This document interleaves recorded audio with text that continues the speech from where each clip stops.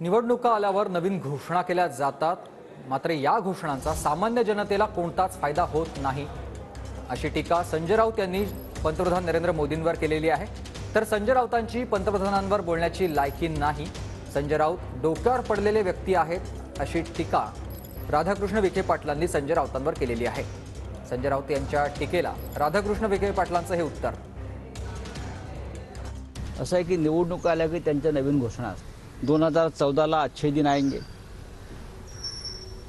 2014 में अच्छे दिन आएंगे, 2019 में मैं चौकीदार, और अब क्या मेरा परिवार, इस देश के 140 या देशातले 140 कोटी जनतेचा परिवार कोणत्या हालापेष्टा भोगतो हे मोदींना माहित आहे। खरं म्हणजे असं की संजय राऊतांना अजून पुष्कळ शिकायचं आहे।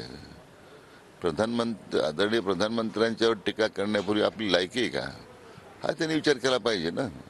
मी मागे अनेक वेळा आपल्याशी बोलताना सांगितलं की त्याचे डोक्यावर परिणाम झालेला आहे, त्यामुळे ज्यांचे मानसिक संतुलन बिघडलेले आहेत त्यांच्या आरोपाबद्दल काय बोलायचं हा प्रश्न। तर या घोषणांचा सामान्य जनतेला कोणताच फायदा नसतो, निवडणुका आल्या की फक्त घोषणा केल्या जातात, अशी टीका संजय राऊत यांनी पंतप्रधान नरेंद्र मोदींवर केलेली आहे।